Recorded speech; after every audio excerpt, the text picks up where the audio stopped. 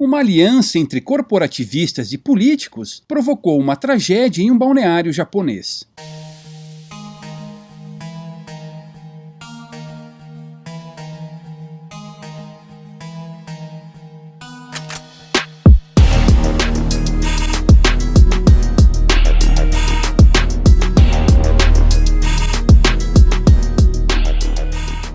No comecinho de julho deste ano, Akira Noya tirou uns dias de férias e foi com a esposa e o filho para Atami, um balneário na costa leste do Japão, a 100 quilômetros de Tóquio. Atami está sobre a encosta de uma caldeira vulcânica parcialmente submersa. Por conta do vulcanismo, ela se destaca por suas fontes termais, que vêm atraindo turistas desde o século VIII. Aliás, não por acaso, Atami significa mar quente. Junho e julho são os meses de chuva no Japão. Nessa época, massas de ar quente, vindas do Pacífico Norte e do Sudeste Asiático, se chocam com massas de ar frio provenientes da China e do Mar de Okhotsk, causando fortes chuvas. Akira não queria viajar nessa época, mas fazer o quê? O seu chefe lhe deu uns dias de descanso justamente na primeira semana de julho. O primeiro dia foi ótimo. Akira e a família curtiram a praia, cujas palmeiras até lhe davam um ar tropical. Depois foram ao santuário de Kinomiya e visitaram o Okusu, uma árvore de 2000 anos que, diz a lenda, confere um ano de vida a mais àqueles que a circundam. O dia seguinte já não foi tão bom. O tempo estava nublado e eles decidiram visitar o Museu de Arte. À noite a coisa piorou. Começou a chover incessantemente. A previsão era de mais de 300 milímetros de chuva em 48 horas. No dia seguinte, Akira saiu do hotel com a família para dar uma olhada na situação. Continuava chovendo muito. Parece que acertaram a previsão desta vez, comentou ele com a esposa. Eis que, de repente, um lamaçal veio na direção deles e os soterrou. Akira tentou proteger a esposa e o filho, mas em vão. Akira e sua família foram 3 das 19 vítimas de um grande deslizamento de terra que atingiu Atami no dia 3 de julho de 2021.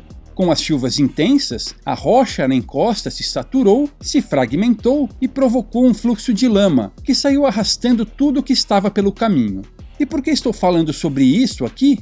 Porque Akira, sua esposa e seu filho, bem como os outros mortos, os desaparecidos e os que tiveram seus bens destruídos nessa tragédia, foram todos vítimas de mais um descaso estatal. Se não, vejamos. Em 2010, companhias chinesas, coreanas e japonesas se mostraram interessadas em construir uma mega fazenda de energia solar na região. O melhor lugar para instalá-la era a encosta daquela caldeira vulcânica, já que a incidência de radiação solar era maior ali. O problema é que esta encosta era toda coberta por uma bela floresta de coníferas. Para construir ali, seria necessária uma autorização da máfia estatal japonesa. É difícil para um cidadão comum conseguir um alvará para reformar a própria casa, mas corporações não têm nenhuma dificuldade nisso.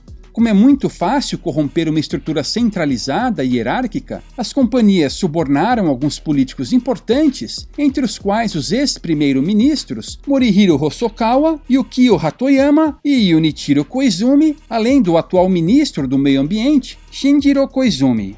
Estes mexeram os pauzinhos para que o projeto da mega fazenda fosse aprovado em tempo recorde, sem que a população local sequer tivesse tempo de entender o que estava acontecendo. No Japão, há uma pressão para se aumentar o uso de energia solar como uma forma sustentável de se obter energia. Essa pressão vem não só daquele discursinho de mudanças climáticas que culpa as emissões de gás carbônico, como também da demonização da energia nuclear, especialmente depois do acidente em Fukushima. Mas o problema é que sempre há comprometimentos. Quando escolhemos uma alternativa em relação a outras, ganhamos por um lado, mas perdemos por outro. No capitalismo, no livre mercado, o respeito à propriedade, o sistema de preços, o lucro e a competição otimizam a alocação de recursos, o que leva à melhor solução possível.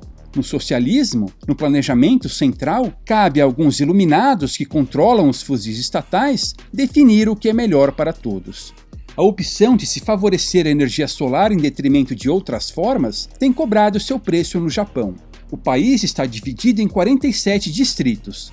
Pois bem, um levantamento do jornal Mainichi Shimbun mostrou que 80% deles têm problemas com as fazendas solares, cujos impactos ambientais têm se mostrado destrutivos.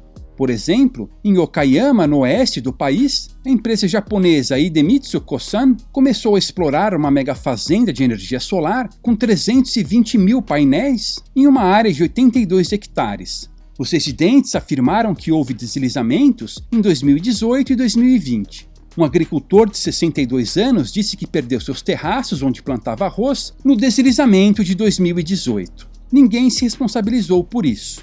Histórias como a desse agricultor têm se tornado cada vez mais comuns. Para instalar essas mega fazendas de energia solar, as companhias compram os detentores dos fuzis estatais que passam a atender os interesses delas. Externalidades negativas não são consideradas. Os senhores bovinos gadosos japoneses que paguem seus impostos e não reclamem. Devidamente autorizadas, as companhias podem construir suas fazendas em áreas impróprias, íngremes, instáveis e sujeitas a chuvas torrenciais. Além disso, podem desmatar as florestas que crescem nas encostas. Só que, como sabemos, a cobertura vegetal é a maneira mais efetiva de estabilizar o solo, especialmente em áreas íngremes. Sem as árvores, a chamada tensão cisalhante aumenta. Chuvas torrenciais e o aumento da tensão cisalhante acabam provocando rupturas de encostas e deslizamentos de terra. Neste momento, talvez você se pergunte, mas isso não poderia acontecer em um ambiente de livre mercado também? Uma empresa não poderia comprar uma área em uma encosta, construir uma mega fazenda de energia solar ali e provocar uma tragédia? Sim, poderia. Mas haveria incentivos no sentido de impedir ou minimizar externalidades negativas. Na desordem socialista em que vivemos, essas companhias contam com a inconsistência e a morosidade da justiça estatal para se eximirem de culpa ou abrandarem as punições. Em uma ordem libertária, em que os direitos de propriedade das pessoas da região seriam respeitados, os culpados por tragédias desse porte seriam rigorosamente punidos em tribunais privados. Daí o incentivo para tomarem todas as medidas preventivas possíveis. Hoje, corporações e políticos formam uma aliança promíscua. O fato de o Japão ser um país desenvolvido não faz diferença. A pseudo-justiça estatal, onde quer que exista, é desenhada para proteger os poderosos. É difícil que os políticos japoneses sejam responsabilizados. Aliás, claro que eles culparam as mudanças climáticas pela tragédia, né? As companhias, no máximo, terão de pagar indenizações que ficarão muito aquém dos danos.